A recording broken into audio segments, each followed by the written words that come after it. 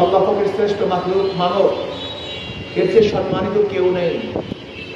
এদের মর্যাদা রক্ষা করার জন্য আন্দোলন সংগ্রাম করেছিলাম, ন্যায় বিচার প্রতিষ্ঠিত করার জন্য আন্দোলন সংগ্রাম করেছিলাম।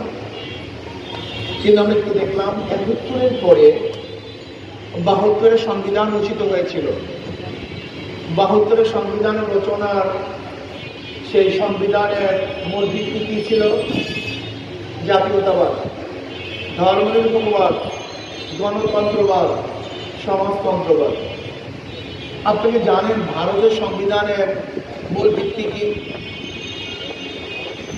ভারতের সংবিধানের মূল ভিত্তি ৪টা: জাতীয়তাবাদ, ধর্মনিরপেক্ষবাদ, সমাজতন্ত্রবাদ, গণতন্ত্রবাদ। হুবহু ভারতের সংবিধানের মূলনীতি ৭২ আমাদের স্বাধীন বাংলাদেশের সংবিধানের মূলনীতি করা হয়েছে। এখন আমি যদি প্রশ্ন করি ৭২-এর সংবিধান কি বাংলাদেশ সংবিধান না ভারতের সংবিধান? কথা বলেন। বাংলাদেশ সংবিধান না, এটা ভারতের সংবিধান। যারা ৭২-এর সংবিধানকে রক্ষা করার জন্য কথা বলেন, আমি বলবো তারা এই বাংলাদেশের স্বাধীন বাংলাদেশের সংবিধানকে রক্ষা করার জন্য কথা বলছেন না, বরং ভারতকে প্রতিষ্ঠিত করার জন্য আপনারা কথা বলতেছেন। অথচ আজকে আমরা ৭২-এর সংবিধানের বিরুদ্ধে যারা কথা বলি তারা দেশদ্রোহী, আর যারা ভারতের পক্ষে কথা বলে তারা দেশের বন্ধু। এক আজীব দেশ। আমাদের জাতীয় সঙ্গীত রবি ঠাকুরের, এই রবি ঠাকুরের জাতীয় সঙ্গীত কবে জানেন? ১৯০৫ সনে বঙ্গভঙ্গ আন্দোলনের সময় রবি ঠাকুর এই সঙ্গীত করেছিলেন, আমার সোনার বাংলা আমি তোমায় ভালোবাসি। উনি একজন ভারতীয় নাগরিক। কোন দেশের জাতীয় সঙ্গীত অন্য দেশের নাগরিকের রচিত সঙ্গীত আছে বলে আমি জানি না, আপনারা জানেন কিনা জানি। গোটা দুনিয়ার কোন দেশের জাতীয় সঙ্গীত অন্য দেশের নাগরিকের সঙ্গীত জাতীয় সঙ্গীত করা হয়েছে, এটা বাংলাদেশ ছাড়া দ্বিতীয় কোনো নজির নেই। রবি ঠাকুর ভারতের নাগরিক, রচনা করতেন ভারতে বসে ১৯০৫ সনে। আচ্ছা বলেন তো ৭১-এর পরে কোথায় ১৯০৫ আর কোথায় ১৯৭১? এত বছর পরে রবি ঠাকুরের সেই কবিতা জাতীয় সঙ্গীত হবে কেন? তার মানে এই সঙ্গীত আমাদের সঙ্গীত না, এটা ভারতের সঙ্গীত। যদি আমি মোকাবেলা করি আমরা দেশপ্রিয় হয়ে যাব, জাতীয় সঙ্গীত পছন্দ করি না। একটা আজীব দেখেন আজকে বর্তমানে প্রত্যেক স্কুলে গানের শিক্ষক নিয়োগ দিবে। আচ্ছা বলেন তো গান বাজনা ঢোল তবলা এটা কাদের সংস্কৃতি? কথা বলেন হিন্দুদের। তাদের পূজা আশ্রয় সব জায়গায় গান বাজনা ছিল, এটা হিন্দুদের সংস্কৃতি। এখন যদি আমি বলি হিন্দুর সংস্কৃতি বাস্তবায়নের জন্য চেষ্টা করতেছ, আমি দেশদ্রোহী, আমি দেশের বিরোধী। তোমরা বাস্তবায়ন করবে হিন্দুদের সংস্কৃতি, আর আমরা কথা বললেই আমরা দেশদ্রোহী হয়ে যাব।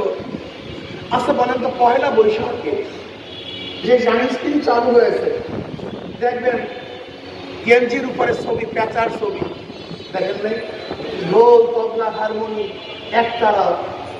আচ্ছা বলেন তো সুসংবাদ নিয়ে আসা পেঁচা এটা হিন্দুদের মতবাদ, এটা আমাদের মতবাদ না।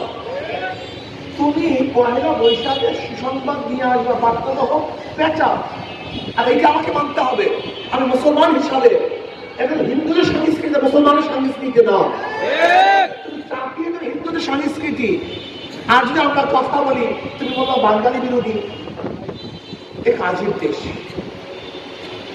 ইনসাফ ভিত্তিক দেশ কায়েম করার জন্য প্রয়োজন ওলামায়ে কেরাম।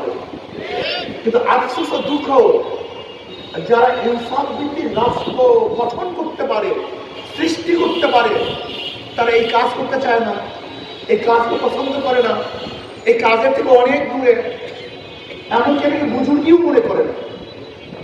অথচ তামাম নবীদের মধ্যে শ্রেষ্ঠ নবী আমার নবী জনাব মুহাম্মদ রাসূলুল্লাহ সাল্লাল্লাহু আলাইহি ওয়াসাল্লাম, সমস্ত নবীদের পরে খোলাফায়ে রাশিদিন সর্বশ্রেষ্ঠ।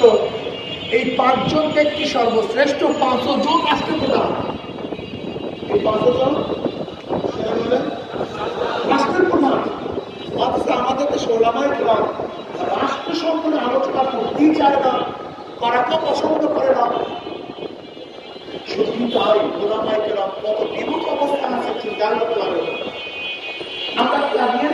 কাদিয়ানি আলোচনা করি, কাদিয়ানিদেরকে কাফের বেঈমান বানাবার জন্য কত সেমিনার, কত সেম্পোজিয়াম, কত আন্দোলন করেছি, কিন্তু যারা বলে শরিয়া আইনে বিশ্বাসী না তাদের বিরুদ্ধে আমরা কথাও বলি না। মানুষ আমরা এক আজীব জাতি। আচ্ছা বলেন তো, খতমে নবুওয়াতের ব্যাপারে যদি কাদিয়ান অস্বীকার করে যে শেষ নবী আমার নবী না, তাহলে যদি কাদিয়ানের কাফের হয়, যারা বলে আমরা শরিয়াতে আইনে বিশ্বাসী না তারা কি হবে? তাদেরকে তুলে তুলে আমি আশ্চর্য হয়ে যাই, আমাদের তামাশা দেখে আমি নিজে আশ্চর্য হয়ে যাই, আমি বিশ্বাস করতে পারি না আমাদের অবস্থা। জয় সাহেব মৌলবাদীদের বিরুদ্ধে কথা বলছেন, এর জন্য জয় সাহেব খারাপ, কিন্তু তারেক সাহেব যদি মৌলবাদীর বিরুদ্ধে কথা বলেন তা তারেক সাহেব কি হবে? না, সে প্রশংসা করতে হবে, সে দামি হয়ে যাবে। এক আজীব রাষ্ট্র, এক আজীব দেশ। যদি আমরা ইসলামী আইনে পছন্দ না করি, ইসলামী এক রাষ্ট্র কায়েম করতে না চাই, তাহলে তিনি খারাপ হয়ে যারা চাইবে না তারা কি হবে? প্রশংসা পাত্র হবে, তারাও তো খারাপ হবে। আসলে আমাদের সমস্যাটা কোথায়? আফলা তাতাফাক্কারুন, আফলা তাআকিলুন, আফলা তুবসিরুন। আসলে আমাদের চিন্তাই নেই, ভাবনাই নেই, আমাদের সেকেন্ড নেই, আকল নেই। আমি শ্রদ্ধাভাজন ওলামায়ে কেরামকে বলবো, শ্রদ্ধাভাজন ওলামায়ে কেরামকে বলবো, আসুন না, জনাব মুহাম্মদ রাসূলুল্লাহ সাল্লাল্লাহু আলাইহি ওয়াসাল্লাম যদি রাষ্ট্রপ্রধান হয়ে থাকেন, খোলাফায়ে রাশিদিন যদি রাষ্ট্রপ্রধান হয়ে থাকেন, আজকে থেকে আপনাকে আমাকে চিন্তা করতে হবে ওয়ারাসাতুল আম্বিয়া উলামায়ে কেরাম রাষ্ট্রপ্রধান হবে। এরা মসজিদের ইমাম হলে রাষ্ট্রের ইমাম এরাই হবে।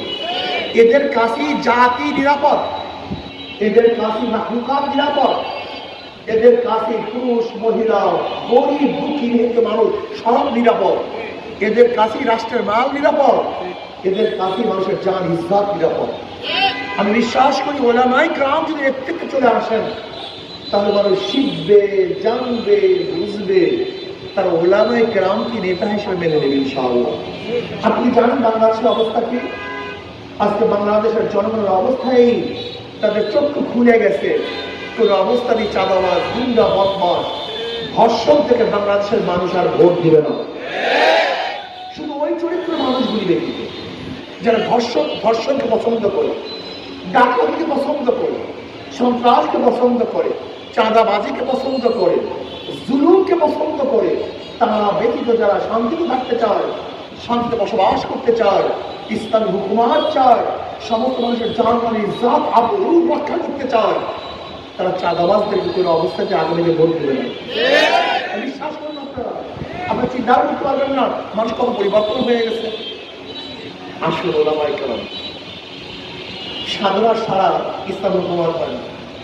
নবী আলাইহিস সালাতু ওয়াস সালাম ইসলাম হুকুমাতের জন্য সাধনা করেছেন, সাহাবায়ে কেরাম রক্ত দিয়েছেন, আমাদের আকাবেররা রক্ত দিয়েছেন, জীবন দিয়েছেন।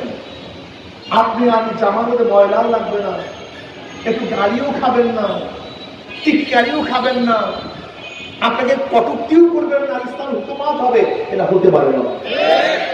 নবী আলাইহিস সালাতু ওয়াস সালাম আরো সাথে সম্মানিত ছিলেন।